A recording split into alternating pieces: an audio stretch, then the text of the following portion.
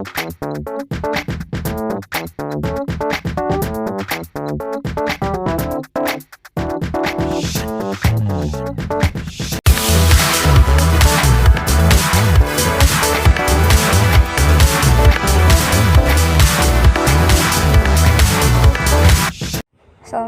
warahmatullahi wabarakatuh. Permisi.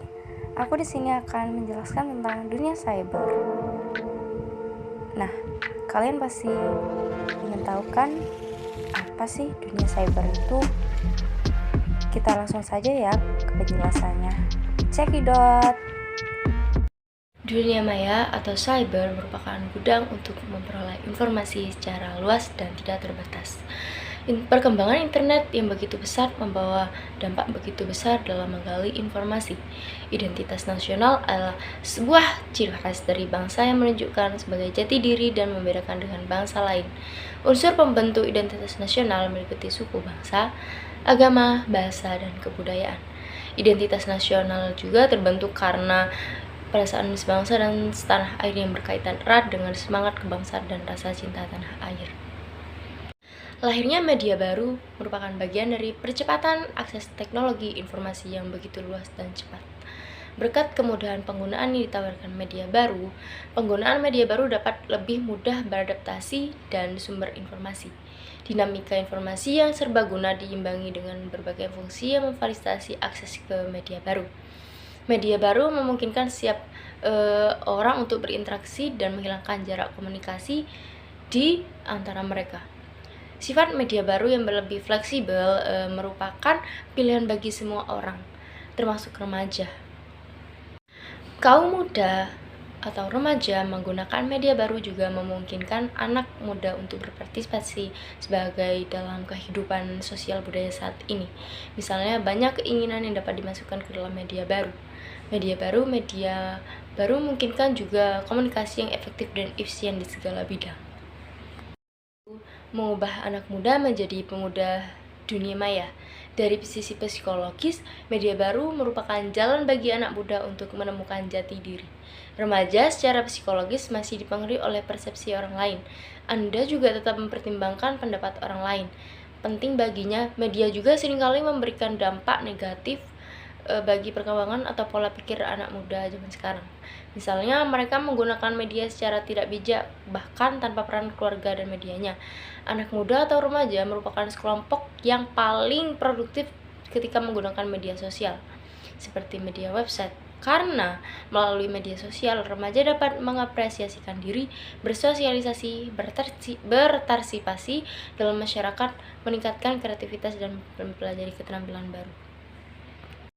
Ini juga ada pengaruh media sosial terhadap bahasa Gen Z sangat mengesankan karena media sosial adalah media yang dapat diakses oleh semua orang dari anak-anak hingga dewasa, dan penggunaan terbesarnya adalah remaja yang mayoritas adalah Gen Z. Penggunaannya sering disebut bahasa gaul. Gaul ini juga bisa disebut bahasa tidak baku. Saat ini bahasa gaul dapat dengan mudah menyebar dan digunakan oleh para remaja. Berkat media sosial juga, jangkauannya sangat luas dan membuat bahasa trending baru mudah dikenal oleh para remaja. Selain manfaat media sosial juga sebagai sarana komunikasi atau sumber berita yang mudah diakses, media sosial juga memiliki dampak negatif. Nah, di sini media sosial juga memiliki dampak negatif terhadap penggunaan bahasa remaja, antara lain kemalasan remaja dalam berkomunikasi di kehidupan sosial yang nyata karena terbiasa dengan media sosial, dan cara berkomunikasi di jaringan sosial itu juga mempengaruhi kesopanan bahasa yang digunakan para remaja. Seperti yang kita ketahui, yaitu bahasa gaul adalah bahasa yang tidak baku. Nah, dan seringkali kita merupakan penggunaan yang tidak sesuai dengan verbal umpatan. Nah, permasalahan generasi sekarang ini adalah mereka yang sulit memisahkan bahasa di jejaring sosial dengan dunia nyata, sehingga kebiasaan buruk juga berbahasa mereka terbawa dalam kehidupan nyata. Bahasa kasar juga di kalangan remaja yang tidak peduli dengan aturan dan budaya. Nah, ketika kita biasanya berbicara sopan kepada orang tua, mereka terbiasa dan tidak peduli mengatakan apa yang mereka inginkan.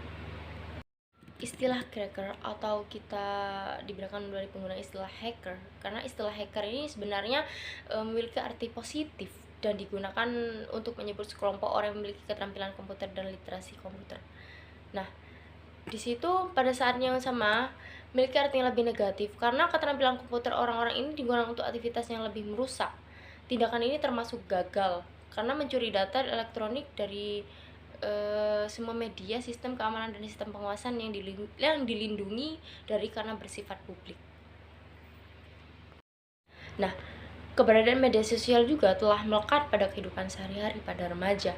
Nah, sehingga memunculkan sebuah fenomena bahwa semakin aktif remaja di media sosial, maka mereka akan dianggap keren dan gaul. Nah, sebaliknya remaja yang tidak memiliki media sosial, mereka akan dianggap kuno dan ketinggalan zaman ataupun kurang gaul. Nah, karena remaja merupakan masa transisi atau peralihan dari masa kanak-kanak menuju masa dewasa. Nah, di mana pada masa remaja terjadi perubahan yang mencakup perubahan biologis, kognitif, dan sosioemosional. Di mana hal tersebut nantinya akan berpengaruh pada perilaku, sikap, nilai-nilai dan pada masa remaja. Nah, semakin berkembang teknologis, akibatnya kita sendiri bisa melakukan publishing. Kita sendiri masuk sebagai aktor utama dalam melakukan penyebaran informasi di media massa. Secara tidak langsung, orang malah perlahan-lahan menjadi seorang narsis. Nah, dikit-dikit posting tentang informasi perilaku dia. Tapi, sadarkah kita bahwa sisi privasi kita sudah mulai berkembang saat itu? Nah, semakin berkembang teknologi, akibatnya kita bisa melakukan publishing. Kita sendiri masuk sebagai aktor utama dalam melakukan penyebaran informasi di media massa. Contoh pengaruh bahasa dalam dunia cyber ialah tentang adanya cyberbullying. Cyberbullying adalah intimidasi atau pelecehan menggunakan teknologi digital. Ini dapat terjadi di media sosial, platform obrolan, platform game, dan ponsel serta media-media lainnya. Nah, sementara itu, menurut Think Before Attacks, cyberbullying adalah perilaku agresif dan sengaja berulang dari waktu ke waktu oleh kelompok atau individu dengan menggunakan ide elektronik terhadap seorang yang dianggap tidak mudah untuk dilawan. Terjadi ketidakseimbangan kekuatan antara pelaku dan korban. Perbedaan kekuatan dalam hal ini mengacu pada persepsi kemampuan fisik dan mental.